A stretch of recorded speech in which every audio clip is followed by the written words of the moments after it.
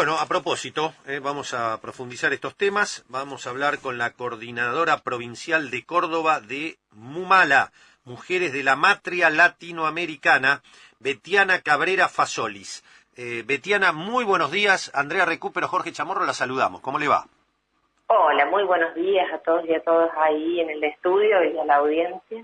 Y sí, hoy es un día para nosotras muy significativo, muy importante, porque es en el día en que colectivamente nos reunimos a festejar todo lo que hemos logrado las mujeres hasta ahora y, por supuesto, a reclamar por los derechos que nos faltan, ¿no? Betiana, ¿está acá o ustedes ya tienen su marcha allá en Córdoba? Nosotros tenemos nuestra marcha en Córdoba, en Buenos Aires también marchamos, se marcha en todo el país y, bueno, la idea es también ir replicando estas movilizaciones y estas marchas en el interior, porque recordemos que este paro es un paro internacional de mujeres, entonces estamos hablando de que una cantidad aproximada de como 86, 87 países del mundo se han sumado a este paro internacional de mujeres, ¿no? Por supuesto, con sus distintos matices, ¿cierto? Nosotros las argentinas utilizamos más la calle, nos parece más importante las movilizaciones, las marchas y demás.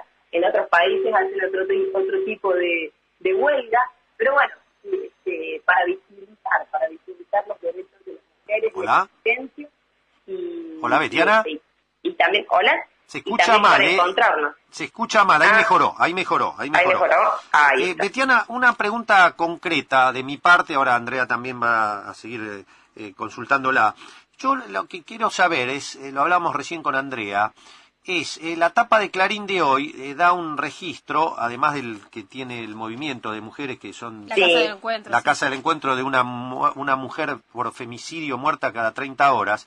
El INDEC agregó que la violencia de género se cuadruplicó en los últimos 4 años, de 22.500 casos pasó a 86.700, y yo abrigaba una mínima, vamos a decir, paradojalmente decía esperanza, en el sentido que se trate que lo que se conoce es que hay más denuncias, no que se cuadruplicó en la realidad, porque si no quiere decir que estamos retrocediendo, no avanzando. ¿Cuál es la realidad de estos casos?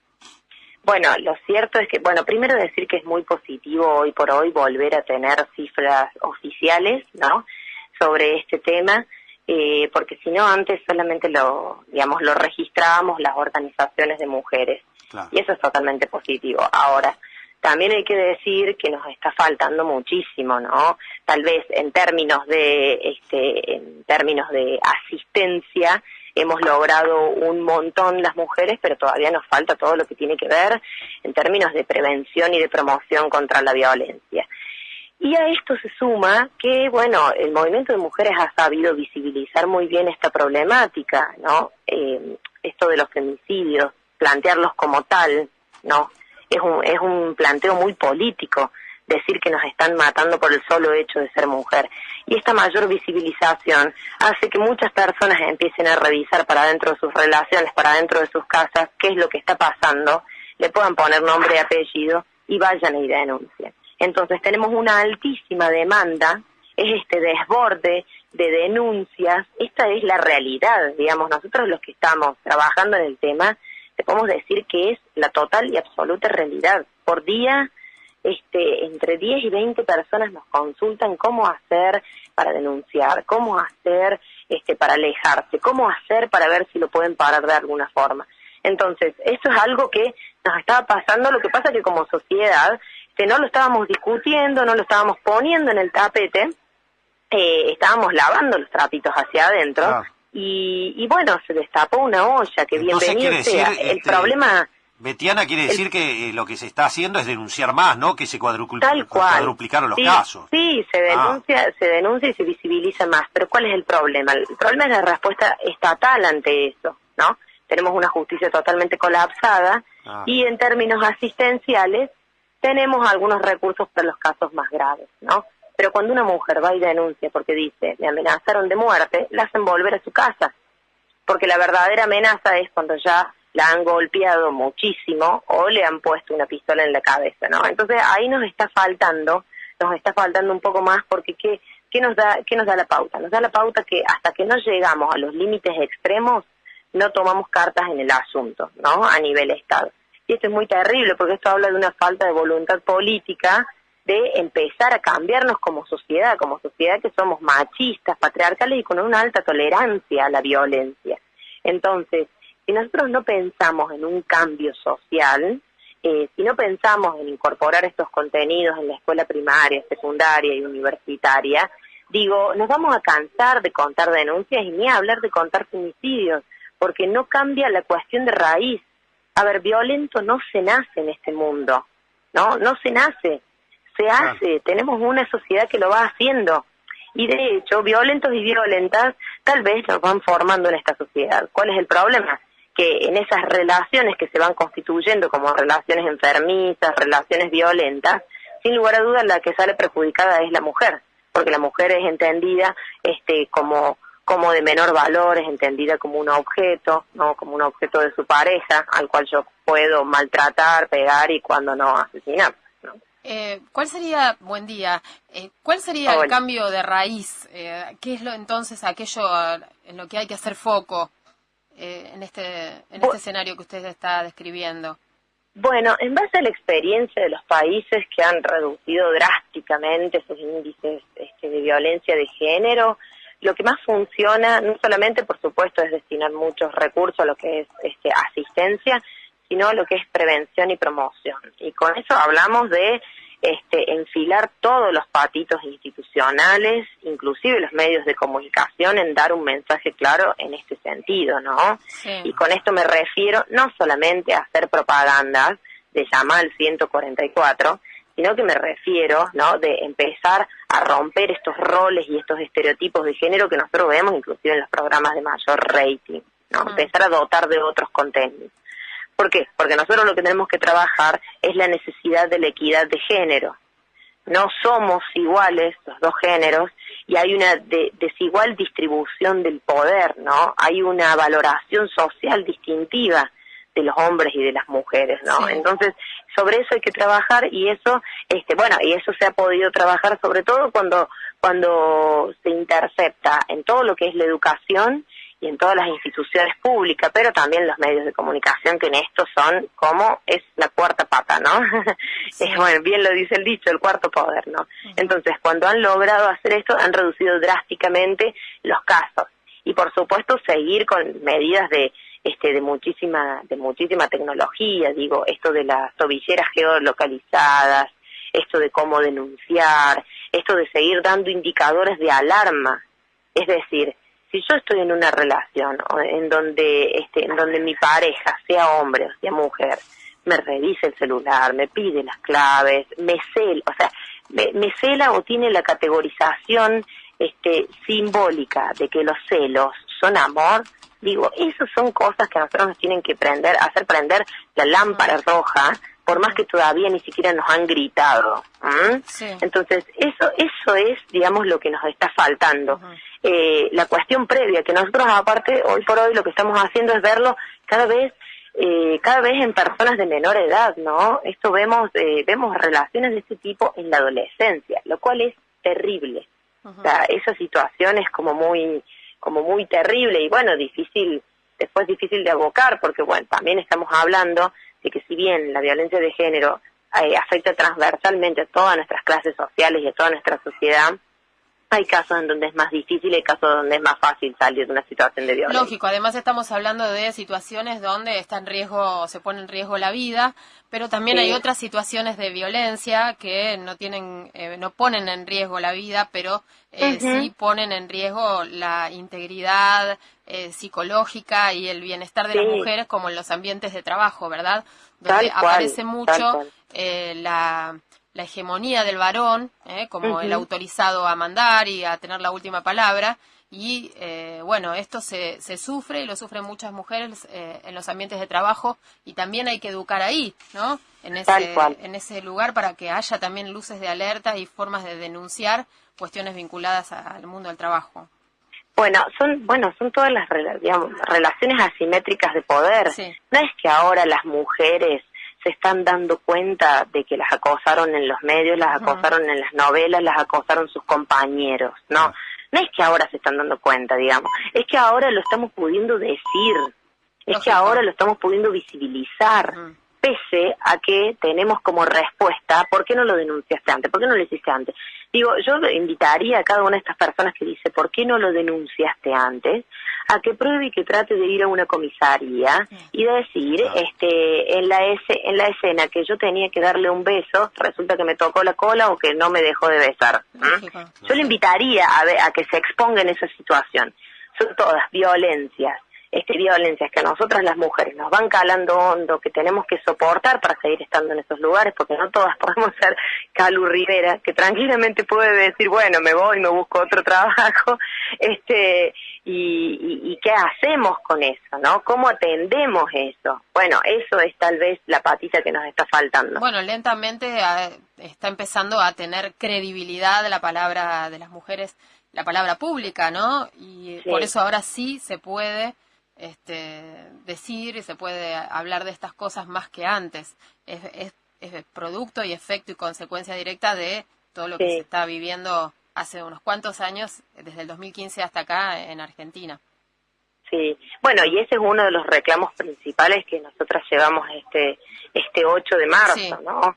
El Ni Una Menos, como visibilización y síntesis de todo eso que veníamos sintiendo y acumulando.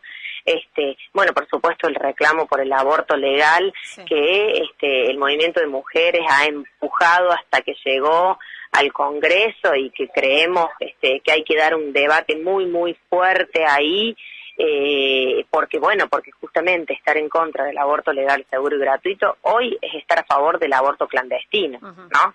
Que se cobra vidas, que se cobra vidas enteras y que mueve un negocio millonario. Las que somos parte de la salud médica, las que somos parte de la salud, sabemos que hasta se pagan 50.000 pesos por abortos clandestinos, ¿no? Iguales de clandestinos, ¿no? Entonces, hay toda una corporación ahí atrás de que esto siga, ¿no? Mucha hipocresía de que esto siga clandestinizado. Y es un problema porque, por ejemplo, nosotros veamos que la OMS, la Organización Mundial de la Salud, ellos dicen y recomiendan abortos con altos estándares de calidad, que son los abortos medicamentosos, como hace nuestro hermano país uruguayo, digamos. No les estoy hablando de Europa, les estoy hablando de acá nomás, y de cómo ellos han llevado a cero la mortalidad materna. Ese es el resultado esperado.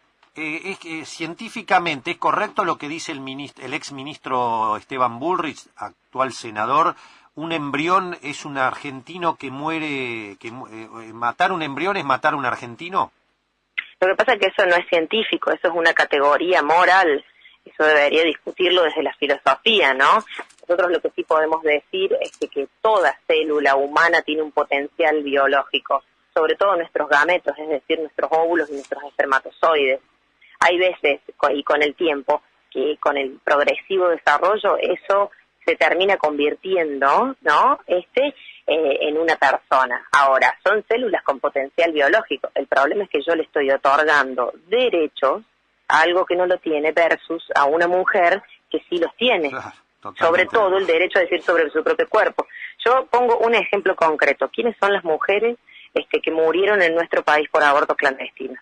Son todas madres. Son todas madres que ya no podían tener más hijos, que ya no querían ocasionar esa disfunción familiar. La última, María Sánchez de Santiago del Estero, la semana pasada. 5 hijos, ¿no? 5 hijos.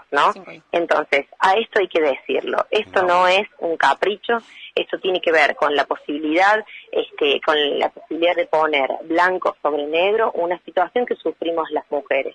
Otra pregunta, doctora. Que además perdió la vida porque hubo también negligencia en la manera en que fue trasladada para ser atendida después de haberse practicado un aborto clandestino. Y sí, porque aparte siempre hay una condena social muy fuerte. Hoy por hoy, yo leo mucho redes sociales, medios y demás. Si el primer argumento es, ¿y por qué no cerraste las piernas en vez de pedir un aborto? ¿Cuál es el factor ausente en todo esto? ¿Cuál es el factor ausente? El hombre, ¿no? Nadie está hablando de eso hoy por hoy, ¿no? Nadie está hablando de esta situación de que somos nosotras las mujeres las que deberíamos poder decidir sobre nuestro propio cuerpo ante una sociedad en la cual el 40% de las madres somos madres solas, Es decir, hay un hombre que desapareció. Entonces yo, que me permita el ministro Bullrich, Ya. yo la verdad tomo su opinión como una opinión menos calificada, ¿no?, en esta discusión, porque nosotras somos, digamos, nosotras somos las que desarrollamos nuestra sexualidad durante toda nuestra vida con el miedo en vez del placer, con el miedo a quedar embarazadas, con el miedo a qué puede pasar después, y de hecho somos nosotros las que tenemos la vivencia del embarazo, del parto o del aborto, ¿no? Y esto es muy frecuente. Sí, está impresionante. Doctora, pregunta, ¿Sí? ¿es cierto que cuando en el mundo privado, donde sale mucha plata, y es lógico, Sí. así es un derecho, por suerte en algunas provincias como en Buenos Aires se ha hecho de forma gratuita, pero se hace la infertilización asistida, la fertilización asistida, Sí. muchos embriones cuando se descartan se Claro. tiran, digo porque Sí, para sí. los que se rasga la Sí. vestidura por los embriones y no hablan de en los laboratorios privados, que esto se hace habitualmente. ¿Es así? Sí, no solamente que se descartan, porque si no las mujeres estarían pariendo como camadas de perritos, digamos, no solamente que se descartan muchos embriones, sino que, por ejemplo, hoy por hoy, muchas de las clínicas de fertilidad, que casualmente también son clínicas que realizan abortos, por ejemplo, en Estados Unidos, hacen algo, ¿no?, que se llama como el aborto selectivo. Es decir, yo implanté y cuando después veo en la ecografía tengo 3 embriones. Pero yo, si bien tengo muchos deseos de ser madre y hice todo un tratamiento de fertilidad para ser madre, solamente quiero tener un solo hijo o hija, entonces se realiza un aborto selectivo y elimino los 2. Por eso digo, esos son categorías morales y categorías sociales. Claro. En Canadá, por ejemplo, el aborto legal es hasta la semana 20. Ah. Es decir, hasta la mitad del embarazo. Nosotros estamos discutiendo semana 12, semana 13, semana 14, y ahí lo hacen hasta la mitad del embarazo. Y, por ejemplo, la Organización Mundial de la Salud no pone fecha, no dice hasta qué semana, justamente porque, bueno, nosotros que contemplamos que existe un riesgo, contemplamos que existe ahora, lo que sí sabemos es que hay una persona que ya es sujeta de derecho, ¿no?, y que eso debería ser la prioridad. Impresionante. Bueno, doctora, ha sido un placer escucharla y que sea una gran marcha y que ayude una vez más a seguir este movimiento de concientización en los hombres y en toda la sociedad y evitar en el extremo, ¿no? Evitar la locura del femicidio. Tal cual, sí, tal cual. Gracias. Todos los extremos, porque inclusive las mujeres, honestamente, no vamos muy contentas también a abortar, Claro, ¿no? Pero también nos están faltando las cosas anteriores, nos está faltando educación sexual integral y nos están faltando recursos. Entonces, no lo atacamos por ningún lado. Pero bueno, muchas gracias a ustedes por el compromiso en hablar estos temas, ¿eh? No, al contrario, es nuestra obligación y de sacarnos la careta de la hipocresía tremenda que hay alrededor de todos estos temas. Tal cual. Gracias, doctora. Bueno, gracias a ustedes. Buena Chau, marcha chau. hoy. La coordinadora provincial de Córdoba de Mumala, Mujeres de la Matria Latinoamericana, Betiana Cabrera Fasolis, la médica,